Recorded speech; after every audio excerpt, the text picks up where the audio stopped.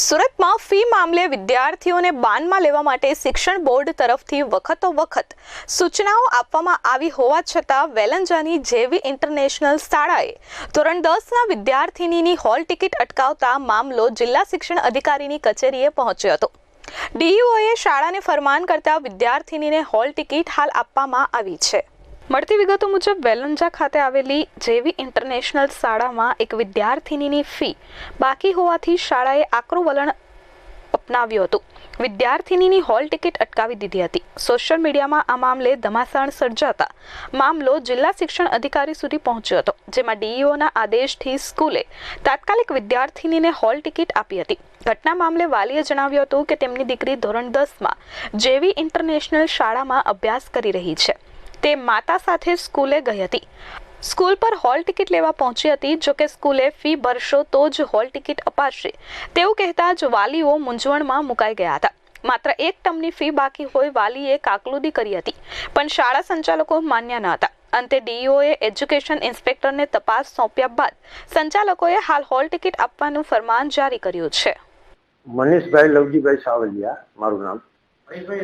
હા, એ સાચી વાત છે। હવે એમાં એવું હતું કે હું ગામડે હતો અને મારી દીકરીનો ફોન આવેલો કે પપ્પા હોલ ટિકિટ લેવા માટે સ્કૂલે જવાનું છે। એટલે મેં કીધું તું બેટા જા અને તારી મમ્મીને લઈને જા, એટલે તમે હોલ ટિકિટ લઈ આવો। એટલે મારી વાઈફ અને મારી દીકરી બે હોલ ટિકિટ લેવા માટે ગયા।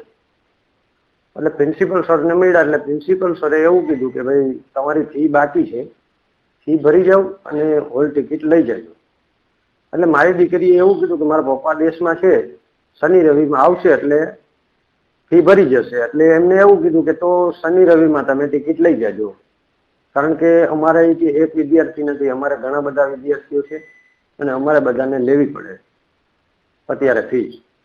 એટલે મારી દીકરીએ એવું કીધું કે તમે ટિકિટ આપી દો અત્યારે, મારા પપ્પા આવીને શનિ રવિમાં પૈસા ભરી દેશે। એટલે કે નહીં તો તમે શનિ રવિમાં હોલ ટિકિટ લઈ જજો। એટલે પછી પાછા આવતા રહ્યા અને મને કોલ આવ્યો કે પપ્પા મને અમને હોલ ટિકિટ આપેલી નથી।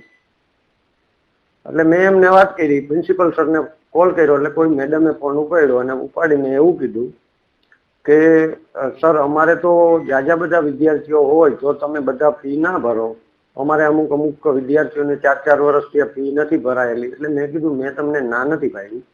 મારી દીકરી આવી એમને પણ ના નથી પાડી। એમને એવું કીધું કે મારા પપ્પા ગામડે છે, આવે એટલે ફી ભરી દેશે, તમે અમને હોલ ટિકિટ આપી દો। તો કે ના, તમને શનિવારે ટિકિટ મળશે ફી ભરશો પછી।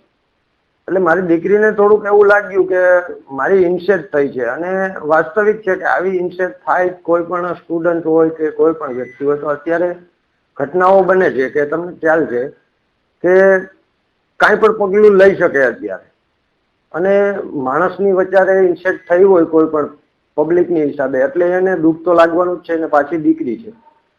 એટલે મને એવું લાગ્યું એટલે મેં પ્રિન્સિપલને કોલ કર્યો તો કોઈ મેડમે ઉઠાવ્યો ને મેડમે મારી વાત કોઈ સાંભળી જ નહીં, અને એમને એવું કીધું કે તમે રૂબરૂ આવીને મળો। એટલે હું ત્યારે ને ત્યારે તે દી સાંજે નીકળી ગયો અને આજે અહીંયા પહોંચી ગયો છું। મારી માગણી કે સ્કૂલને આ ના કરાય, સ્કૂલ માટે કોઈ પણ પ્રાઇવેટ સ્કૂલ હોય તો કે સરકારી હોય, આ વસ્તુ કોઈ પણનું ભવિષ્ય અટકાવી ના શકે। કોઈ પણ દીકરી હોય કે દીકરો હોય, આજે મારી દીકરી છે, કાલે કોઈ નબળો માણસ હશે અને એનાથી ફી નહીં ભરાય તો આ હોલ ટિકિટ જે અટકાવે છે એ વસ્તુ ખોટી છે, રોંગ છે। એટલે મારે સરકારશ્રીને એટલું જ કહેવાનું છે કે આના વિશે તમે આગળ પગલાં ભરો। આજે મારી દીકરીનું ભવિષ્ય ખરાબ થાય, કાલે બીજા કોઈનું ભવિષ્ય ખરાબ થશે। કોઈ પાસે પૈસા હોય ના હોય, કોઈ ગરીબ પાત્ર હોય, તો આ તો સ્કૂલ જે છે એ દાદાગીરી જ કરે છે। Bureau report S24 news Surat.